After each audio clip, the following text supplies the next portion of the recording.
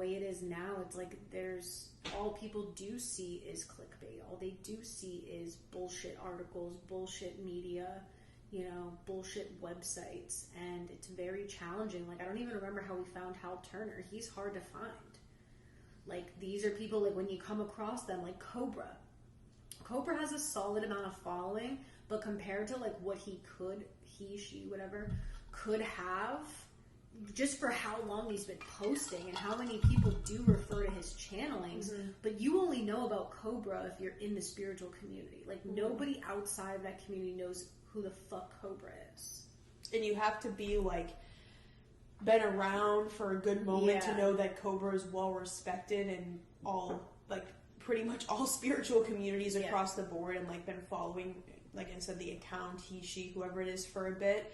But it's just like, that level of censorship, and, like, that if you don't know some people, like, personally or something like that, you never would even know that they're out there. Like, my dad also, too, was connected to, like, very powerful and, like, strong, like, psychics that you would even call them, mediums, astrologers that would do, like, in-person charts that, like, changed my dad's fucking life. But, like, had to find them. Right, you have to find them, and the only time, like, I'll give you an example. Like, so there was one of my dad's friends that actually ended up started blowing up. Like, she was extremely gifted medium. She was 100% accurate. Like, just so gifted in so many ways.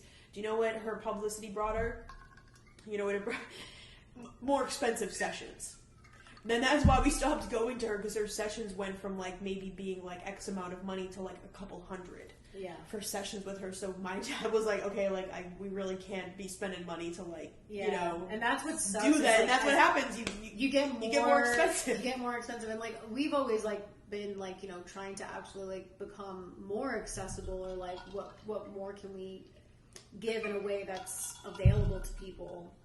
But then you also have to deal with, like, the spiritual consumerism, which is that people there's so much shit they just want, and there's no, like, energy exchange. So it is a very delicate balance. But I definitely do feel something big coming with, like, the shifting of the internet, and the shifting of just hearing more collective voices rather than just being told what we're allowed to see, being funneled in a certain direction, of just having more availability to mass information. And it's something we've been talking about with, like, our Telegram channel, because from the time we started it, which I don't even remember the day we actually started, was it like maybe like October of 2020?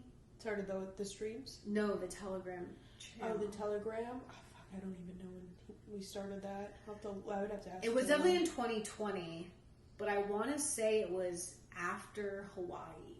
I don't think we had a Telegram channel before. No, we didn't. No, we weren't. So I feel it was probably October or so. So it's only about a year old, but it blew up. And it still is blowing up, but we've noticed in the past few months, like, just a lot of, like, up and then down in terms of people on the channel. I think it's just a reflection of, like, we're kind of in this weeding out period where we may lose people, who don't resonate with us right now, and that's totally cool.